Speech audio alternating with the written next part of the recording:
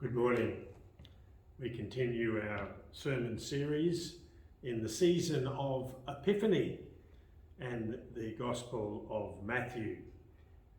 So our reading for today is chapter 5, verses 13 to 20. Chapter 5, verses 13 to 20. You are the salt of the earth, but if salt has lost its taste, how can its saltiness be restored? It is no longer good for anything, but is thrown out and trampled underfoot. You are the light of the world. A city built on a hill cannot be hid. No one, after lighting a lamp, puts it under the bushel basket, but on the lampstand, and it gives light to all in the house. In the same way, let your light shine before others, so that they may see your good works and give glory to your Father in heaven. Do not think that I have come to abolish the law or the prophets. I have come not to abolish, but to fulfill. For truly I tell you, until heaven and earth pass away, not one letter, not one stroke of a letter will pass from the law until all is accomplished. Therefore, whoever breaks one of the least of these commandments and teaches others to do the same will be called least in the kingdom of heaven. But whoever does them and teaches them will be called great in the kingdom of heaven. For I tell you, unless your righteousness exceeds that of the scribes and Pharisees, you will never enter the kingdom of heaven.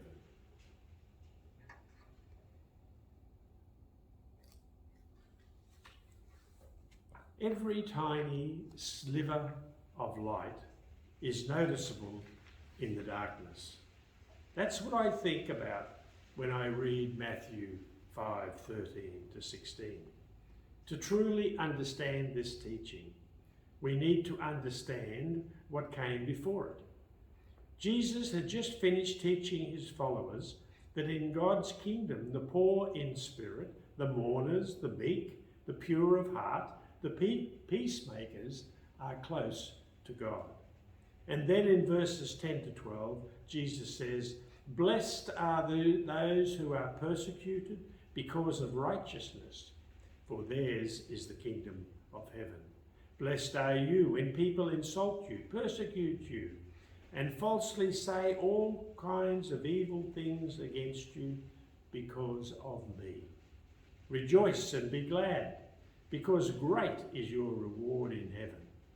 For in the same way they persecuted the prophets who were before you." That doesn't sound like a blessed state, does it? How can someone be happy when they're being insulted, persecuted, and lied about? And it gets even tougher to understand that the word rejoice in verse 12 literally means to jump for joy. When's the last time you jumped for joy? And was it because you were being insulted or persecuted? Country superstar played a concert for more than 100,000 fans.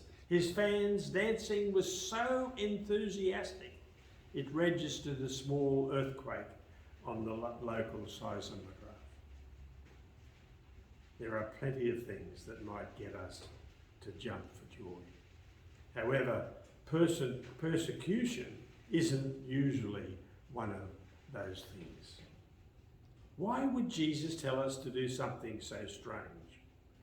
I think you can find the answer in our Bible passage this morning. You are the salt of the earth. But if salt has lost its taste, how can its saltiness be restored? It's no longer good for anything, but thrown out and trampled underfoot. You are the light of the world. A city built on a hill cannot be hidden. No one, after lighting a lamp, puts it under the bushel basket, but on the lampstand, and it gives light to all the house. In the same way, let your light shine before others, so that you may see your good works and give glory to your Father in heaven. The first thing Jesus is teaching us here is that we are the presence of Christ in the world. Do we think about that when we go about our day? We are the presence of Christ in the world. Jesus, God in the flesh, is the light of the world. Now that's our calling too. In Genesis 1:3, the first thing God creates to fill the heavens and the earth is light. God didn't have to create darkness. Darkness is simply the absence of light. Darkness has no power and no purpose, except to obscure what exists. Light has both power and purpose. Our power comes from Jesus' Spirit living in us, and our purpose is to do good deeds that we will cause others to experience the love of God. Minister Joe tells the story of a friend named Bob. Bob had a neighbour who had a substance abuse problem. This neighbour had made it clear to Bob that he didn't like Christians. But when the neighbour neglected his yard, Bob quietly took on the task of mowing and weeding his neighbour's yard. For 2 straight years he performed that tedious task. After 2 years of watching Bob take care of his yard, the neighbour walked over and asked Bob to tell him about this Jesus he believed in. Bob gladly shared his faith with him. Years passed. Both Bob and his neighbour had moved to different neighbourhoods. One day, Bob's former neighbour invited Bob and his wife to dinner. He said, "Bob, because you cleaned my yard for 2 years, I came to believe in Jesus. I am now a warden at my church and am free from alcohol. On the weekends when I'm not working, I find people who have problems and needs like I had and try to help them. This all happened because you love me with Jesus' love." People can sense God's love in even the smallest act of kindness. We are the presence of Jesus in the world. The second thing Jesus teaches us here is that being Christ's presence requires a conscious choice. In verse 15, he refers to those who light a lamp, then hide the lamp under a bowl. Who does that? We do sometimes. Think about Jesus' words to his followers who would face rejection and persecution and death for following him. To them he said, "Rejoice, jump for joy. Make the conscious effort to be salt and light for everyone. No matter what you face, decide that you will respond with love and good deeds." I'm so impressed by a news story I read about a teenage girl who took a truly disappointing situation and turned it into an opportunity for good. 18-year-old Avery's dad decided to pay his final child support payment in the most spiteful and cruel way. He dumped 80,000 cents on the front lawn of his ex-wife's house. Can you imagine such a thing? Think what a mess that made. However, Avery decided that she would transcend, she would rise above her father's hurtful gesture by donating the money, $800 in total, to Safe Harbour, a domestic abuse shelter. Local news outlets spread the story of Avery's generous gift, and soon people all over the country were sending donations to Safe Harbour in her honour.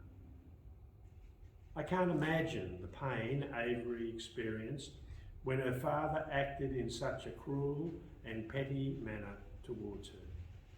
Instead of focusing on her own hurt, she chose to create good out of his cruelty, and her selfless choice inspired strangers all over the country to do the same. Being Christ's presence requires a conscious choice.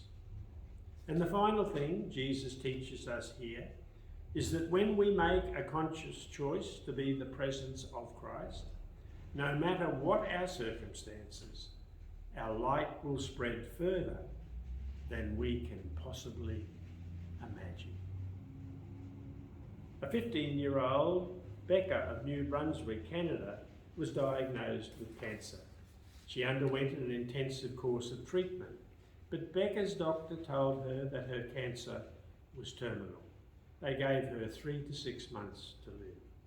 Becca had one wish on her bucket list, that the people in her community would perform acts of kindness for one another, and that they would record their acts of kindness on social media, so Becca could experience their joy.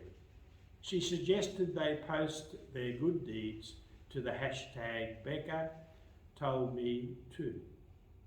As Becca said in an interview, people have a natural need to do good, and that is what I am doing. I am being that vessel to do good. Word spread through her small community at first, and people began performing acts of kindness for their neighbours, for strangers. As more and more people saw this hashtag, Becca's story spread, and soon people throughout Canada began doing acts of kindness in their communities and posting them to the hashtag Becca Told Me Too. And from there, the movement went viral.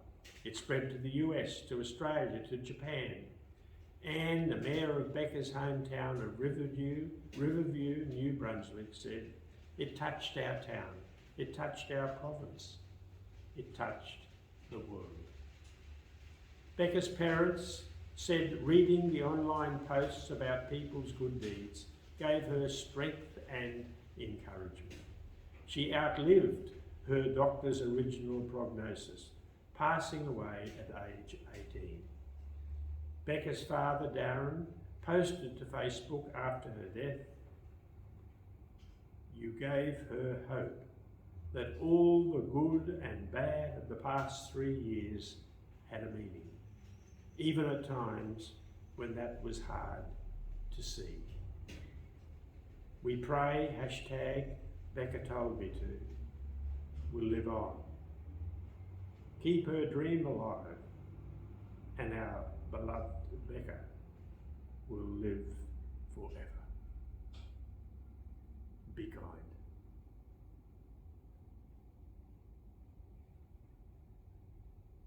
Jesus knew that he wouldn't be with his followers for long.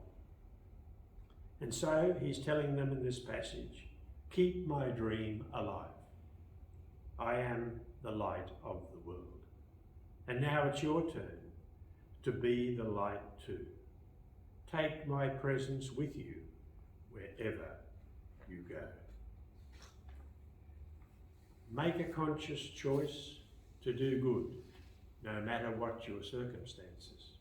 And if you do these things, my light will spread further than you can possibly